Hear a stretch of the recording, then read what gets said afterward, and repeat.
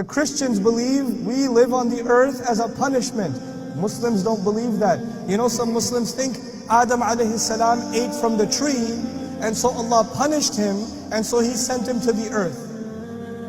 So coming to the earth, for some people, it's a punishment.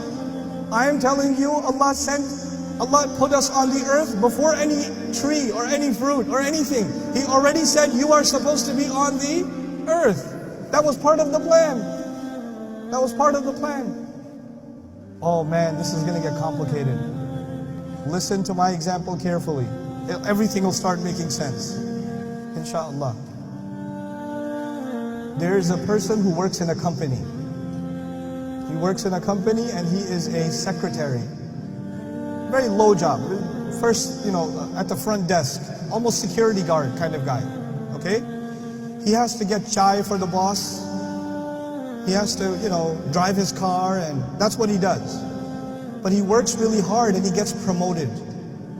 And he goes to school and he gets promoted again. And then he gets promoted again. And then he gets promoted again. He serves in this company for 30, 40 years. And now he is the vice president of the company.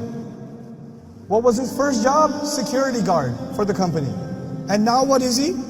What did I say? President or vice president? Vice president. That's a lot of promotion. He gave his whole life to this company. Now there's only one person who has a higher job than him. Who's that?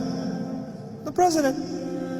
So the president walks into his office one day with a 15-year-old boy. And he says to him, hey, listen, this 15-year-old boy, he's our new vice president. Go get him some chai. Now the vice president served in this company for 40 years. He got promoted and promoted and promoted and promoted. And all of a sudden, this 15-year-old is going to be the vice president? Excuse me? No. You can't do that to me. Who is he? What degree does he have?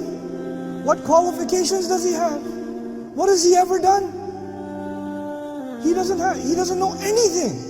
Look at what I have done. Look at what he has done. Look at my experience, look at his experience. Look at my qualifications, look at his qualifications. Has he even graduated from school? This boy? Does he even know how to spell his own name? You're going to make him vice president? I do not accept. Oh. You feel bad for the vice president or no? I would feel bad. If I was in the office watching this, I would say, man, this is not fair. Poor vice president. He worked so hard. And all of a sudden he doesn't, instead of getting a promotion, he gets this other guy and he says, go get him some chai. What is this? But I'm not talking to you about a vice president, am I? Who am I talking about? Iblis. Did he serve Allah before? Did he get promoted? He got promoted even above the angels. And all of a sudden this thing is made from dirt. And then Allah put ruh in it and says, this gets the promotion. And Iblis says what? No. You can't give him that's not fair. What I'm trying to tell you is that the complaint of Iblis is logical. We will solve that problem later. But the first thing you need to know is that the complaint of Iblis is understandable. That's the first problem. Here's the second problem. Now imagine that you work in a company and you live where? In Kuwait. And your company decided that they are going to transfer you. They're going to transfer you from Kuwait. They're going to transfer you to Sri Lanka. Okay? But they don't tell you. They email the whole department, but they don't email you. Everybody knows that you are going where? Where are you going to go? I forgot. Tell me. Oh, you're going to Sri Lanka. Very good. Congratulations. Everybody knows. The only one who does not know is who? You. Okay. One day you come 5 minutes late. You come to the office, how late? 5 minutes late.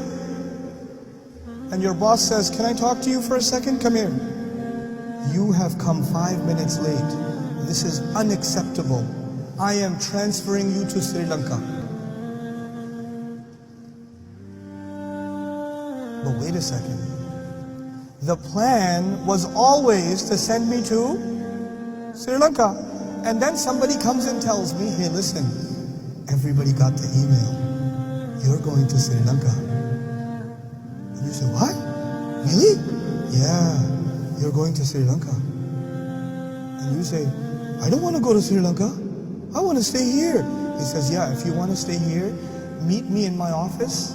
It'll take 5 minutes. You'll only be 5 minutes late to work. And so you're how late to work? 5 minutes. And when you're 5 minutes late, your boss calls you and says, why are you late?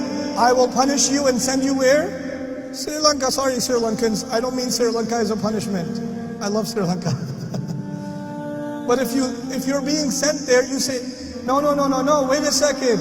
You already decided. You are not sending me because I made a mistake.